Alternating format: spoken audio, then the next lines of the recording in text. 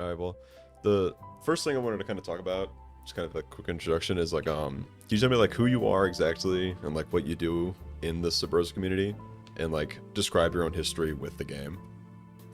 Yeah. I'm Hambugler, 5310124. I'm the current largest host and owner of HPWR.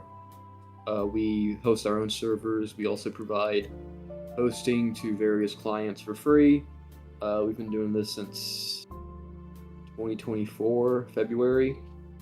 At that time, we weren't the main host, but just over time, we kind of just rose to the top. I started playing the game 5 years ago, kind of like peak COVID, and I just never left. Uh, Yeah, that's around the yeah. time I joined. But I know like in recent past, like the main server hosters were kind of like the JPX guys, and I know that kind of like Yeah. shut down. That was like a really big deal, and I know the stuff going on in the modding community right now. That's like really big, and I know that JPX as well had made that launcher and kind of revived a lot of the old versions of the game. Any thoughts on that stuff? Uh, yeah. I mean, I was pretty chummy with a lot of the JPXS people. I'm still good friends with Bush. Um, JPXS did a lot, and I don't think anyone can ever take away from the work they did. I mean, without JPXS and Max, aka Gart, uh, HBWR wouldn't exist. Max is who set me up with my server and helped me a lot in the early days. Yeah, like so what like roadblocks or challenges have you guys had like with the HBRW servers? I know like Subrosa server hosting in general is incredibly Well, turbulent. yeah, for us, it's just the same issues everyone faces. We just kind of faced a few unique things. Obviously, the main one be the transition away from free weekend. That's actually something I pushed for behind the scenes when free weekend was still a thing. Because I was kind of doing a lot of marketing, and I saw what was going on behind the scenes with the moderation of free weekend, and I started pushing for free weekend to get dropped. Eventually, Max decided to kill it, uh, and it actually worked out pretty well at first. You know, when we got right the first week we were off a free weekend, we had like 30 to 40 player dailies, which was like the highest on Steam since sometime in 2022, I think. I think we even had like a 60 player spike at one point. It's actually good, yeah. But yeah, out of nowhere, some guy who was banned years and years and years ago, like Rosa Games time, so like Yeah. 2022, 2023. He came back. We unbanned him. JPXS unbanned him. Specifically, I unbanned him when I was helping JPXS moderate free weekend, assuming like, hey, it's been like 3 years. Maybe this guy's like a grown adult now and isn't gonna be a foolish child. Sure enough, he does something. I forgot what he did, but some small inconsequential thing. He got like temp banned for it, and he then decided that he was going to DDoS my machine and I Mr. remember Outlaw's this. machine, which are the two main servers that host everything. Our machines are both hosted through OVH, and they have DDoS protection, so it was quite challenging for him to keep those servers down. He then elected to DDoS Alex's machine that's required for the game to even host. And that machine is not protected because it's old and it's just a web server. And that led to the game being completely unreachable for about 3 months. Yeah, I remember It, this happening. it, That was fucking crazy. I it wasn't even playing at the time, but I remember like seeing that yeah, going on in the servers. completely destroyed all the momentum we had. And since like November is when it started coming back and like a little bit more spotty. From November to now, we've just been like trying to rebuild the momentum. Obviously, I mean, we there was breaks because I'm in school, Yeah. so like during my finals, like Well, the the game's like very seasonal midterms to too. finals, yeah, I wasn't like doing much. But yeah, I mean, we're just now getting back to like 20 player dailies, so we've still not even fully recovered from the DDoS. Yeah, Subverse is such a weird game because like I've only been playing it for like you said 5 years. 5 years is not a long time, just the turnover with server hosters is kind of insane. Because like you said, 5 years we've gone through Rosa, Free Weekend, HBO, HBWR, JPX, and stuff like that. I'm just gonna ask you this right now, just off the top of my head, but could you just kind of explain the history with these server hosters in case like new people come into the game and they just have Yeah, like no idea yeah. who these are? So I'll start with there's 38 version 38 networks because that's what I'm familiar Yeah. with. And there's a few I'll probably exclude just because they weren't really relevant. The biggest one was firstly JDB with his OXS servers. Yeah. That was probably the most His straightforward leaving was leaving because he wanted Alex to do something specific. I think he wanted him to fix frame smoothing. Frame smoothing or remove the FPS cap. I don't actually remember which one was deal breaker. Alex didn't do it, so he left. yeah. He came back once or twice and hosted like these one-off servers or like published stuff to GitHub, but he was pretty much done after that. And he's like 30 and has like a wife and kids. So after that, Liars and Co took over Oh, I forgot about that. for a little bit. Pretty unsubstantial server. Sammy was an admin. Yeah, I remember that. It just kind of they didn't really do much, so it kind of just fizzled out. It was kind of a holdover. Then Novak was the big thing. Novak was probably the biggest proper network for a while. Novak didn't they do World was mostly obviously World though? yeah, they did mostly World, but they were massive. Yeah. At the overlapping with them would have been Ass Blaster Round, which was also pretty big. That's what I at that time I was mostly playing around with on Ass Novak. Blasters. Novak shut down for a variety of reasons. They faced a lot of harassment from people for a mistake they made with some moderation. Yeah. And then later, the G&E cheating group made their servers unplayable. Yeah. Ass Blaster just didn't want to pay for a US server, from what I remember. So he then transferred it to an EU server that was a lot cheaper. And then none of the US player base wanted to play on that server because the ping was too high. And then eventually he left. After that would have been Goat Game with Dingus. Dingus is the absolute goat of modding. Without Dingus, you wouldn't see myself, Push, who is the main backbone of modding at the moment. A lot of modders, their work starts with Dingus's. He hosted Goat Game World and a few LTM minigame servers. He hosted everything at home, and the guy who DDoSed our servers, actually, the reason he was banned was for DDoSing Dingus's server that he local hosted until Dingus left this community. And then Dingus has faced undue harassment since then. It's very disheartening. After that was JPXS. JPXS started as if I remember correctly, from when I was talking to Push at the time, 2023. JPXS started as just a group that was just gonna make tools, quote unquote. So a map editor and Rosa server updates and stuff like that. They did the Rosa server updates, and I think at one point they hosted World, and that got really popular. JPXS World was the first permanent server to be hosted with a custom map in version 38. After they made the custom map thing that you could convert version 35 custom maps to version 38. So then they started operating as a server network and not a pure modding group, and they just kind of became the main thing. Ivory Soap's Soap Dish did overlap with his various iterations of World, but Ivory would he'd host for a while, then he'd leave, then he'd host for a while. Yeah, I remember that. But Ivory didn't make any of his servers. He commissioned people, but he put together a good few servers. River City was probably my favorite server of all time, but he just never really stuck around. Especially once the player count started dying. But no, back to JPXS. JPXS just kept growing and growing as a server network, and then obviously when the official Discord got taken down, JPXS became kind of like the community hub.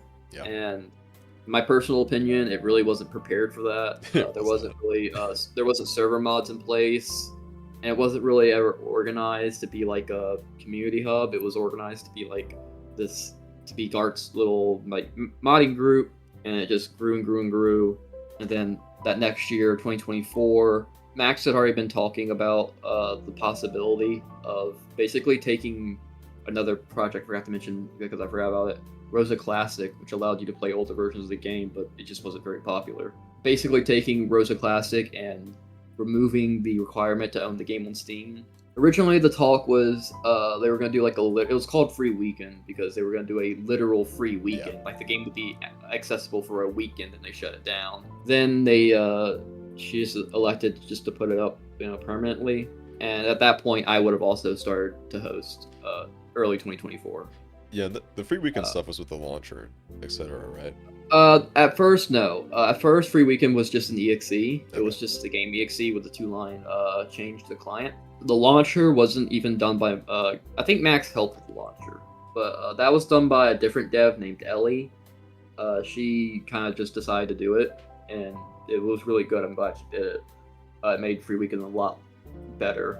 But no, it went for a good few months without the launcher, and people kind of forget that Free Weekend started in like June of 2024 because when it first started, like nobody played it because that previous month, May 2024, was the deadest the game had ever been. It was as dead as like the DDoS time, but without DDoS. And so just no one played whenever Free Weekend came up because it was only announced in like some dead Discord servers. So it wasn't until later that year when we started advertising it that players actually started playing. And pretty quickly after that, the launcher came out. Yeah. And then, JPXS continued to grow and grow and grow. Then in the beginning of 2025, there was a few things that fell through. Some projects that I don't think I'm supposed to talk about, but would have been cool. Yeah, so 2025, things continued to grow. Things got crazy. Greasy Greta started posting on Instagram, and out of nowhere, he was getting like hundreds of thousands of views. He got like 10. He got like 10,000 followers on Instagram in like a few weeks. It was crazy.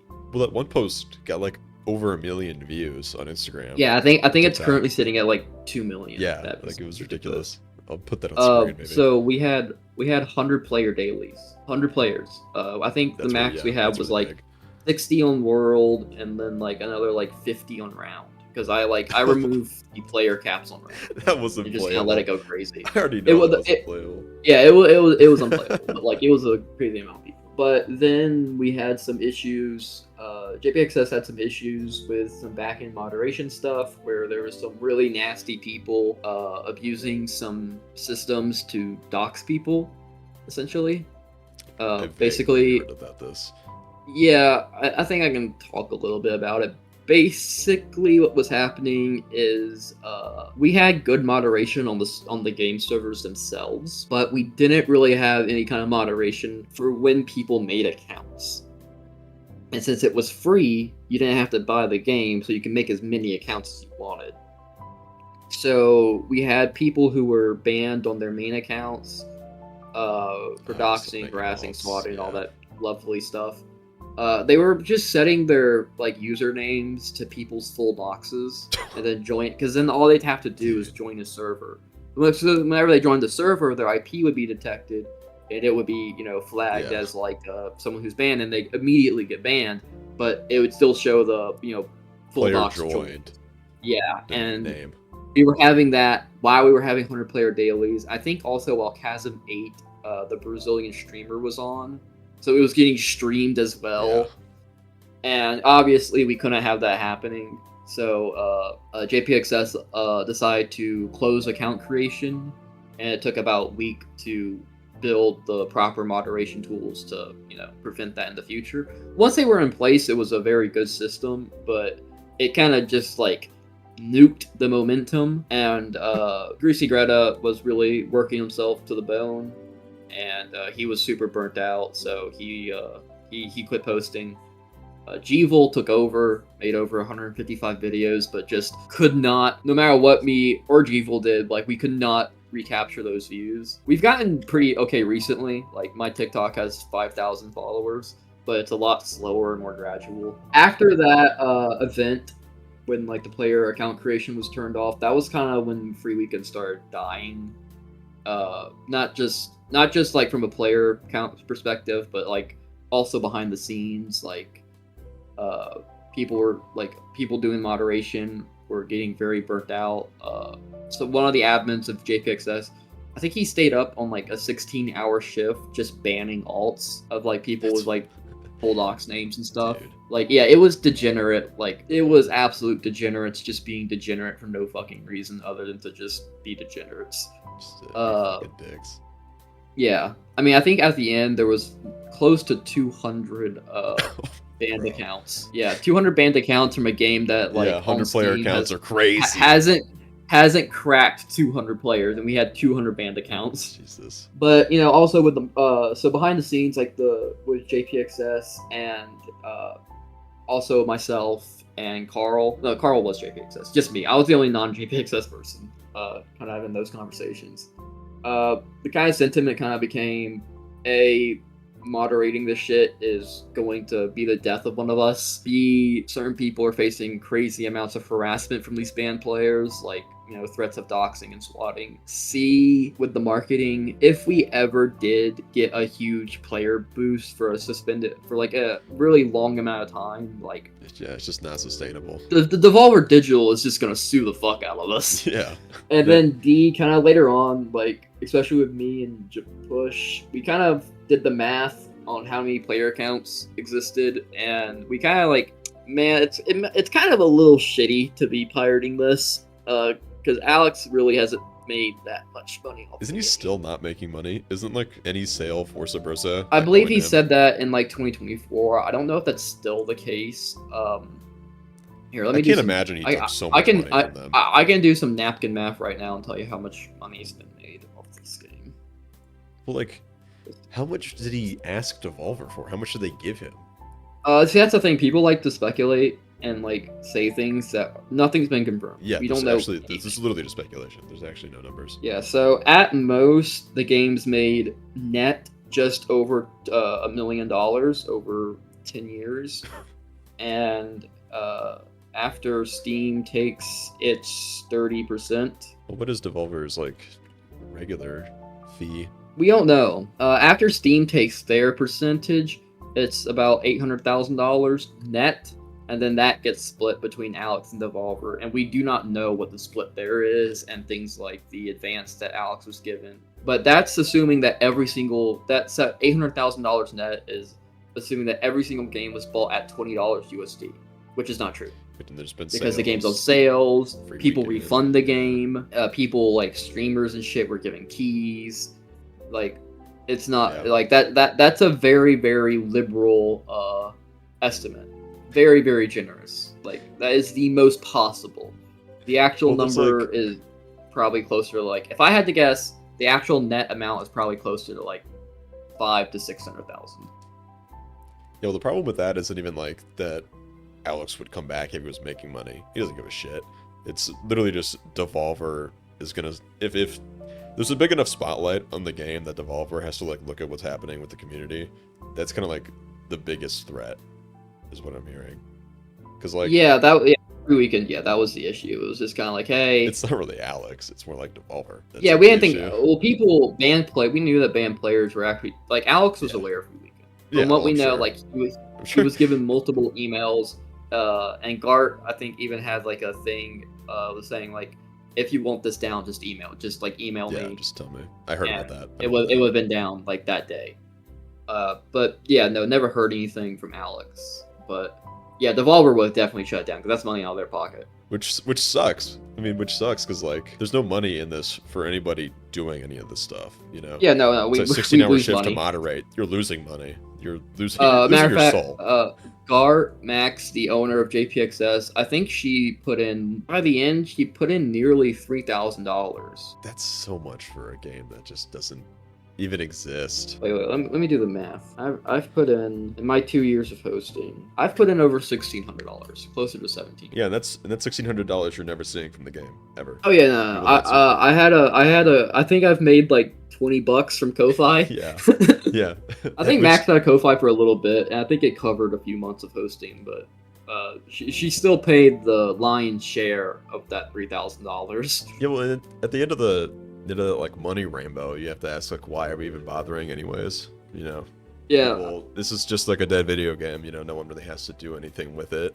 No one's forcing anybody to host these servers. It's just that people really love the game and they really love the people they met in it. Yeah. And there's such a dedicated, small, but like dedicated community to keeping things around and together. And it's really frustrating to have to just constantly hear that the efforts are being thwarted and that there's no point to any of it.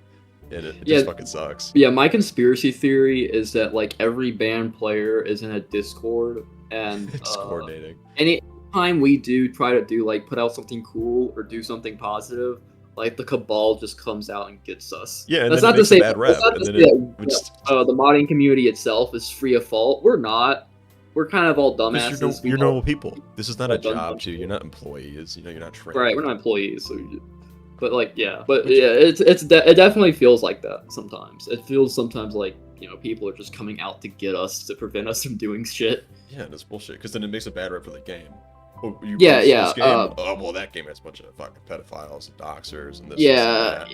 And literally all people are trying to do, people that are actually working on the game and like putting an effort into it, are just trying to like bring people together. So just the constant beating down is fucking bullshit. Yeah, we've made some progress though. I think in terms of like the community, we have our own. That's another thing JPXS you can credit them with quite heavily is they were the first ones to do cross-server moderation, so syncing bands across servers.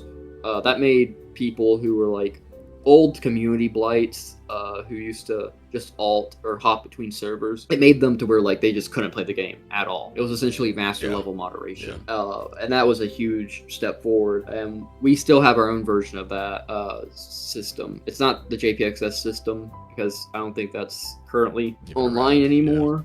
We have the list from JPXS. Matter of fact, our moderation list is based off of the free weekend ban list. We have our own system now. That's good to hear. I'm gonna ask you one more question, and we'll have one more talk here, and then we'll cut it. We'll call it. Do you guys have any plans of actually like expanding the scope of what you're doing, or are you just gonna keep doing what you're doing because it's working? The scope in what regard? Bringing people to the game. Bringing people to the game. Oh yeah, for sure. That's the only reason why I'm still hosting. Yeah.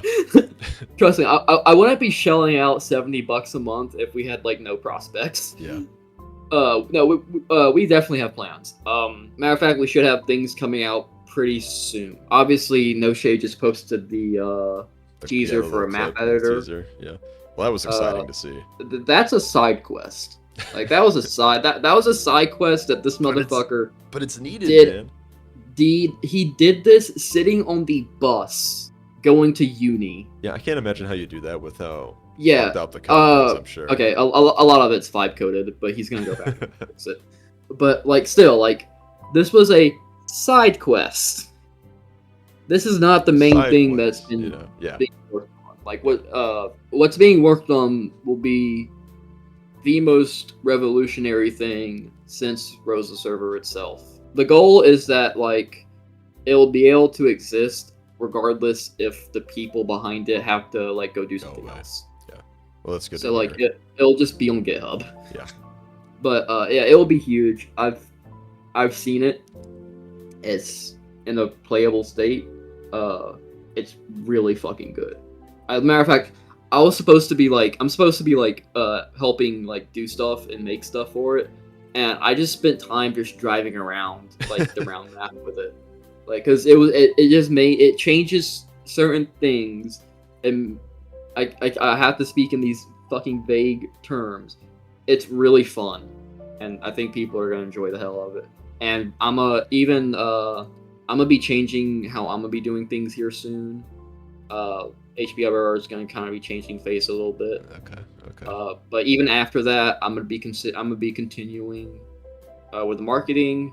Matter of fact, here soon I need to start working on teaser trailers for what we're working on. I say we're working on. I am not a dev for this. I am not nearly talented enough to be a dev for this. I am a guy who like. Well, you're making it sound like it's a new version of the game.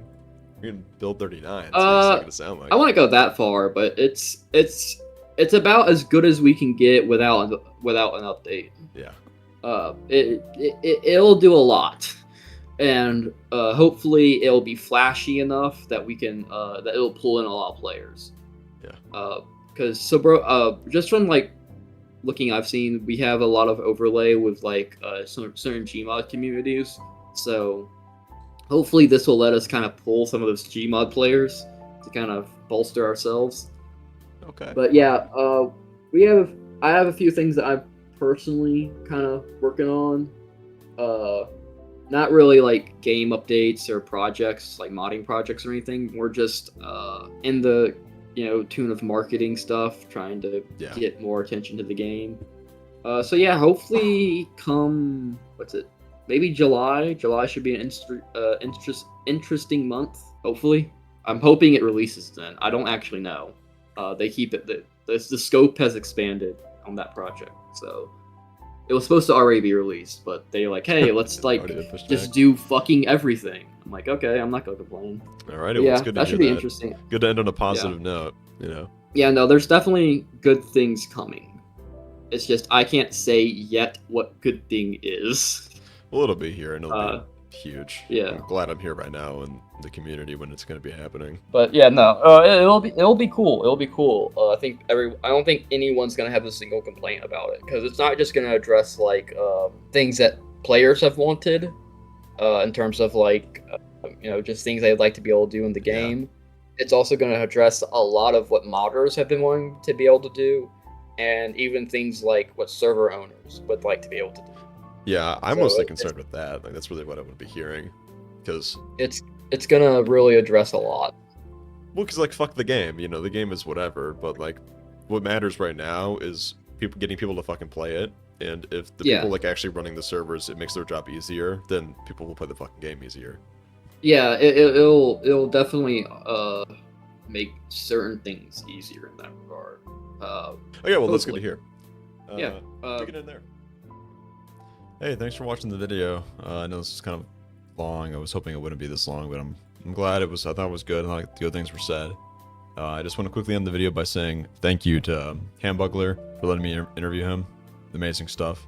I know he's probably busy with a lot of things, and I'm just happy I got a chance to kind of highlight the community right now. Also, thanks to Jesus and Echo. They helped me a lot with getting a lot of material that you saw in the video and just directing me to a lot of archived stuff. So thank you guys. Appreciate that a lot. In the description of the video, I'm going to be having the Ko-Fi and Linktree put in the description for the HBWR servers. So if you have any like loose change lying around, or you're interested in other stuff the server has to offer, go check that stuff out. I hope to make some more of these interviews in the future. I won't say with who yet, but hopefully I can make some more interviews and we can hear more from people in the community.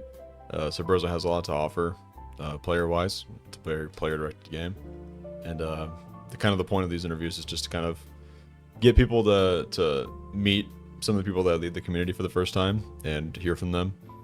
I know that's something that I want to hear more of, so hopefully other people like that as well. And so keep an eye out for that, and keep enjoying the game. It's summer right now. I don't know how much free time everyone has, but if you have free time, get on the game. Everyone wants to see you there. And have a good rest of your day.